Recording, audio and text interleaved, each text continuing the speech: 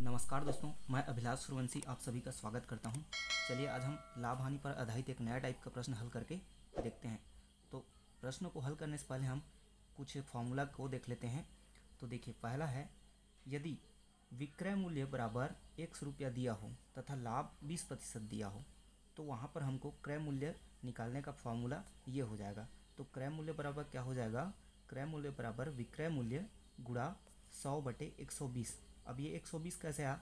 क्योंकि यहाँ पर लाभ बराबर 20% दिया है, इसलिए क्या करेंगे, इसको लिखेंगे 100 धन 20, तो ये हो गया 120 रुपया, 120%। तो क्रय मूल्य बराबर क्या हो गया? विक्रय मूल्य गुणा 100/120 रुपया, ये हो जाएगा आपका क्रय मूल्य। इसी प्रकार यदि विक्रय मूल्य बराबर ₹100 तथा हानि बराबर 20% दिया हो तो यहाँ पर क्रय मूल्य बराबर क्या हो जाएगा? जो विक्रय मूल्य दिया है मतलब ₹100 गुणित 100/80। अब 80 क्यों हुआ? क्योंकि 20% हानि मतलब यहाँ पर क्या हो रहा है? कमी हो रहा है, मतलब 100 में 20 घटाएंगे तो ये हो जाएगा ₹80। तीसरा फॉर्मूला है, यदि क्रय मूल्य बराबर ₹100 दिया हो तथा लाभ 20% दिया हो तो विक्रय मूल्य बराबर क्या होगा? तो विक्रय मूल्य बराबर हो जाएगा क्रय मूल्य गुणा 120/100। मतलब 120 मतलब क्या है? 100 लाभ हो रहा है 20% मतलब 100 धन 20, यह हो गया 120%। यदि क्रय मूल्य ₹100 तथा हानि बराबर 20% दिया हो तो विक्रय मूल्य क्या हो जाएगा? क्रय मूल्य गुणा हानि 20% मतलब 100 में 20 की कमी, मतलब ये हो जाएगा 80%। 80% मतलब 80/100। चलिए, तो अब इसी फॉर्मूला को यूज़ करके हम कुछ प्रश्न हल करके देखते हैं। तो देखिए, प्रश्न है, एक व्यक्ति को एक वस्तु ₹180 में बेचने पर 10% की हानि होती है तो उसे 10% लाभ प्राप्त करने के लिए उस वस्तु को किस कीमत पर बेचना चाहिए? तो देखिए क्या बोला है, यहाँ पर दिया है एक व्यक्ति को एक वस्तु ₹180 में बेचने पर, मतलब यहाँ पर क्या दिया है? विक्रय मूल्य जो हमारा एसपी है वह दिया है कितना? ₹180 और 10% की हानि होती है बोल रहे। इसमें क्या होता है? 10% का हानि होती है, लॉस होती है। तो यहाँ पर क्या बोल रहा है कि उसे 10% लाभ प्राप्त करने के लिए उस वस्तु का कितने रुपये में बेचना चाहिए। तो सबसे शुरू हम क्या कर लेंगे, विक्रय मूल्य ₹180 और 10% हानि दिया है तो इस पर हम क्या निकालेंगे? पहले क्रय मूल्य। तो क्रय मूल्य बराबर क्या हो जाएगा? अभी मैंने बताया क्रय मूल्य बराबर क्या हो जाएगा? विक्रय मूल्य। विक्रय मूल्य गुणा क्या बोला? 100 बटे कितना का? 10% का हानि, मतलब 10 जो है माइनस करेंगे 100 में, मतलब ये हो जाएगा 90। अब इसको हम लिख लेंगे, विक्रय मूल्य ₹180 गुणा 100/90। इसको हल करेंगे तो क्या हो जाएगा? 0 0 कैंसिल, 9 कम 9, 9 दूने 18। यह हो गया हमारा ₹200। क्या हो गया? क्रय मूल्य हो गया ₹200 क्रय मूल्य। चूँकि अब ₹200 क्रय मूल्य हमको प्राप्त हो गया, तो अब क्रय मूल्य प्राप्त हो गया और कितने का बोल रहा है? अब देखिए, क्रय मूल्य हो गया कितना? ₹200 और कितना बोल रहा है? 10% लाभ प्राप्त करने के लिए कितना में बेचना चाहिए, मतलब 10% लाभ प्राप्त करने के लिए उसको कितना में बेचना चाहिए, मतलब यहाँ क्या निकालना है? विक्रय मूल्य निकालना है। तो 10% लाभ बोल रहा है, लाभ प्रतिशत कितना है? 10% है। तो विक्रय मूल्य क्या हो जाएगा? विक्रय मूल्य हो जाएगा क्रय मूल्य मतलब 200 गुणा क्या है फॉर्मूला बोला? 10% लाभ, मतलब 100 में 10 जोड़ देंगे तो ये कितना हो जाएगा? 110। तो ये हो गया 200 गुणा 110/100। अब इसको फिर हल करते हैं तो ये 0 0 कैंसिल, मतलब 2 हो गया। 2 शून्य शून्य, 2 एक कम 2, 2 एक कम 2, ₹220। तो इस तरह से इसका आंसर हमें कितना मिल गया? ₹220 मिल गया। देखिए, इसी प्रकार का एक और क्वेश्चन हल करके देखते हैं। यदि एक व्यक्ति अपने कलाई घड़ी ₹720 में बेचे तो उसे 25% की हानि हुई, उसे 25% लाभ प्राप्त करने के लिए घड़ी को कितने रुपये में बेचनी चाहिए? तो देखिए क्या बोला गया है, कलाई घड़ी को ₹720 में बेचे, मतलब यहाँ पर जो उसका विक्रय मूल्य है, सेलिंग प्राइस, वह कितना दिया है? ₹720 दिया है। और कितना परसेंट का यहाँ पर हानि बोल रहा है? हानि प्रतिशत जो है 25% की हानि प्रतिशत बोल रहा है। तो यहाँ पर देखिए विक्रय मूल्य 720 दिया है और हानि 25%। यहाँ से हम क्रय मूल्य निकाल सकते हैं। तो क्रय मूल्य बराबर क्या है फॉर्मूला, विक्रय मूल्य। विक्रय मूल्य दिया है 720 रुपया, गुणा हानि प्रतिशत कितना है 25%। मतलब यहाँ पर क्या हो जाएगा 100 बटे हानि प्रतिशत कितने का 25, मतलब 100 माइनस 25। तो 100 माइनस 25 मतलब 75। तो ये हो गया। अब इसको हल करेंगे तो यह क्या हो जाएगा 25 या 75, 25 चौक 100, ये हो गया 3 एक कम, 3 दूनी था 3 चौक 12, 3 शून्य शून्य, तो अगर 4 शून्य शून्य, 4 चौक 16, 4 दूनी 8 एक 9। तो ये क्या हो गया 960 रुपया जो है उसका क्रय मूल्य हो गया। अब देखिए क्रय मूल्य हमको मिल गया तो हम आसानी से विक्रय मूल्य भी निकाल सकते हैं। तो क्रय मूल्य 960 रुपया मिल गया। यहाँ पर क्या है क्रय मूल्य 960 रुपया मिल गया। और कितने प्रतिशत 25% लाभ में बेचने पर कितना उसको कितना रुपये में बेचना चाहिए। तो यहाँ पर लाभ प्रतिशत कितना बोल रहे हैं 25%। तो 960 रुपया का सामान को हम 25% लाभ में बेचने पर कितना मतलब कितना रुपये में बेचाना चाहिए बोल रहे हैं। तो यहाँ पर हमको क्या निकालना है विक्रय मूल्य निकालना है। तो विक्रय मूल्य निकालने के लिए क्या करेंगे, तो विक्रय मूल्य निकालने के लिए फॉर्मूला क्या हो जाएगा, विक्रय मूल्य बराबर क्रय मूल्य। क्रय मूल्य मतलब 960 रुपया गुणा लाभ प्रतिशत कितना है 25%, मतलब 100 धन 25। तो 100 धन 25 बराबर क्या हो जाएगा 125 बटा 100। तो इसको हल करेंगे क्या हो जाएगा 25 चौक 100, 25 पंचे 125, 4 एक कम 4, 4 दूनी 8, 4 चौक 16, 4 शून्य शून्य, 5 शून्य शून्य, 5 चौक 20, 5 दूनी 10 दो 12।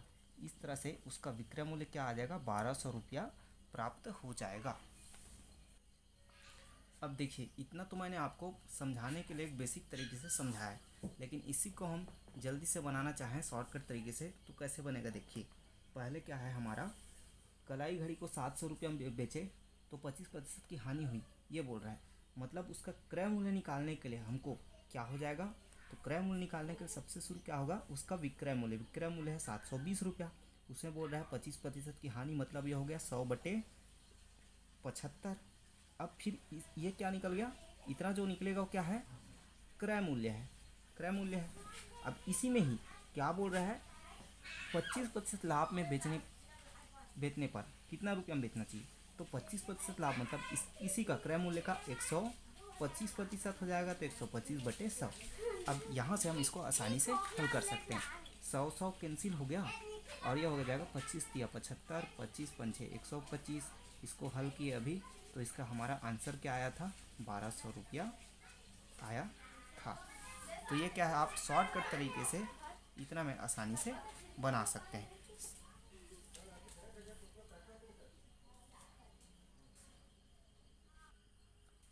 चलिए अब वस्तु की संख्या पर आधारित प्रश्न हल करके देखते हैं। तो क्वेश्चन है एक व्यक्ति 1 रुपया में 36 संतरे बेचता है और उसे 4% की हानि होती है। वह 8% लाभ कमाने के लिए 1 रुपया में कितने संतरे बेचे। तो देखिए यहाँ पर क्या बोल रहा है एक व्यक्ति 1 रुपया में 36 संतरे बेचता है। तो यहाँ पर देखिए 36 संतरे का जो मूल्य है वह कितना दिया है 1 रुपया दिया है। यही बोल रहा है ना कि 1 रुपया में 36 संतरे बेचता है, मतलब 36 संतरे का मूल्य क्या है 1 रुपया है। तो यहाँ पर हम एक संतरे का मूल्य जो है निकालेंगे तो कितना हो जाएगा एक संतरे का मूल्य 1 बटे 36 रुपया ये हो जाएगा, क्योंकि एक संतरे का मूल्य 1 बटे 36 रुपया हो गया। तो अब देखिए हमको क्या करना है उसे 4% की हानि होती है बोल रहा है। तो 4% की हानि बोला है, मतलब यहाँ पर जो उसका विक्रय मूल्य है वह निकालेंगे, सॉरी विक्रय है तो क्रय मूल्य निकालेंगे। तो क्रय मूल्य निकालेंगे तो फॉर्मूला क्या हो जाएगा विक्रय मूल्य। विक्रय मूल्य कितना है 1 बटे 36 गुणा क्या है 4% की हानि। 4% की हानि मतलब 100 बटे 100 में 4 घटाएंगे तो 96 यह हो जाएगा। तो इस तरीके से इसका क्रय मूल्य जो है हमारा ये निकल गया। अब फिर उसमें बोल रहा है 8% का लाभ कमाने के लिए। तो 8% का लाभ कमाने के लिए मतलब क्या हो जाएगा 108, 100 में 8 प्लस करेंगे लाभ है तो 108 बटे 100। अब इसको हल करेंगे तो क्रय मूल्य जो है सॉरी उसका जो पूरा विक्रय मूल्य है वह निकल जाएगा। तो कितना हो जाएगा, 100 कैंसिल हो गया। यहाँ पर इसको हल करते हैं तो ये कट जाएगा, 2 चौक 8, 2 अट्ठे 16, 2 पंचे 10, 2 चौक 8, फिर कटेगा 2 दूने 4, 2 चौक 8, 2 दूने 4, 2 सत्ते, फिर ये कटेगा भी और 3 अट्ठे 24, 3 या 27 और कटेगा ये 9 एक कम 9 चौक 36। तो इस तरह से 8 चौक 32, 1/32 रुपया ये क्या हो गया, उस वस्तु का विक्रय मूल्य हो गया। ये वस्तु का क्या हो गया, विक्रय मूल्य हो गया।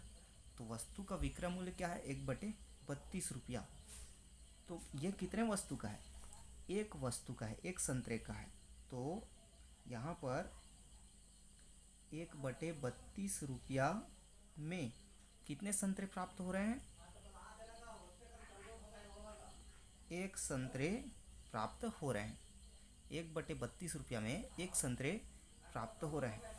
तो यहाँ पर 1 रुपया में कितने संतरे हो जाएंगे, एक संतरा, और चूंकि ये 32 अपान में है तो इधर जा क्या हो जाएगा, मल्टीप्लाई, मतलब 1 रुपया में यहाँ पर 32 संतरे बेचेगा। 1 रुपये के हिसाब से 32 संतरे बेचेगा। चूंकि अब देखिए ये प्रश्न जो है वस्तु की संख्या पर आधारित है, वस्तु की संख्या पूछा जा रहा है ना कि यहाँ पर मूल्य कि 1 रुपया में कितने संतरे बेचे जाएंगे। तो इस तरह के क्वेश्चन को हम आसानी से एक दूसरे तरीके से भी बना सकते हैं। तो आपको जो विधि अच्छा लगेगा आप उस विधि से हल करेंगे। तो देखिए दूसरा विधि क्या है, यहाँ पर क्या बोला है, 36 संतरे बेचता है। तो वस्तु की संख्या कितना है, तो वस्तु की संख्या क्या है, 36 है। उस पर 4% की क्या बोल रहा है, हानि। तो देखिए वस्तु की संख्या में क्या करना है आपको, क्रय उसका जो है क्रय निकालेंगे। तो क्रय निकालेंगे तो वस्तु की संख्या तो क्या हो जाएगा, 36 गुणा। अब देखिए वहाँ पर मैंने आपको क्या बोला था, जो क्रय मूल्य निकालते थे तो यहाँ पर 100 बटे क्या करते थे, जो लाभ या हानि प्रतिशत होता था उसको लिखते थे। लेकिन यहाँ पर क्या करेंगे, चूँकि वस्तु की संख्या पे है तो उसको उल्टा कर देंगे। यहाँ पे जो सब है उसको नीचे कर देंगे और जो हानि प्रतिशत लाभ प्रतिशत उसको ऊपर। तो 4% की हानि मतलब 96, इसको ऊपर। अब इसी तरीके से उसको भी उल्टा करेंगे। जब 8% का लाभ, तो 8% का लाभ मतलब क्या हो जाएगा, 100 ऊपर हो जाएगा और नीचे में 108। तो इसको आप हल कर लीजिए। तो हल करेंगे तो फिर सेम क्या आ जाएगा, इतना को हल करेंगे तो 32 आ जाएगा। तो यहाँ पर क्या हो जाएगा, 32 संतरे हो जाएगा 1 रुपया के हिसाब से। यहाँ पर क्या है, 1 रुपया के हिसाब से है तो 32 संतरे। तो देखिए जब वस्तु की संख्या दिया हो और संख्या पूछा जाए तो वहाँ पर क्या करेंगे, संख्या गुणा जो परसेंट था उसको हम उल्टा उल्टा कर देंगे कि यहाँ पे 100 बटे जो हानि या लाभ प्रतिशत होता था उसको लिखते थे तो उसको उल्टा कर लेंगे, 100 को नीचे कर लेंगे, ऊपर में लिखेंगे हानि या लाभ प्रतिशत को। इसी प्रकार फिर यहाँ पर कितना में बेचे जाए 8% लाभ पे, तो वहाँ पे फिर 108 को ऊपर लिखते थे, 100 को नीचे, तो यहाँ पर 100 को ऊपर लिखेंगे और 108 को नीचे। हल करेंगे तो 32 संतरे प्राप्त हो रहे हैं। तो देखिए दोस्तों इस तरह का जो प्रश्न है पुस्तक में डायरेक्ट फार्मूले से दिया गया है। तो यहाँ पर मैंने आपको डायरेक्ट फार्मूला से ना बना के इसको एक बेसिक तरीके से समझाने की कोशिश किया है। फार्मूला का उपयोग मैंने भी किया है लेकिन इसको मैंने आपको एक बेसिक तरीके से समझा कर बताया है, क्योंकि डायरेक्ट फार्मूला में रख के बताता तो आपको समझ नहीं आता। तो उम्मीद है दोस्तों मेरा पढ़ाया हुआ समझ आया होगा। तो मेरे वीडियो को अपने दोस्तों के साथ अधिक से अधिक शेयर कीजिए और यदि अभी तक आपने मेरे चैनल को सब्सक्राइब नहीं किया है तो सब्सक्राइब कर लीजिए ताकि मेरे नए वीडियोज़ की नोटिफिकेशन आपको मिलता रहे। धन्यवाद।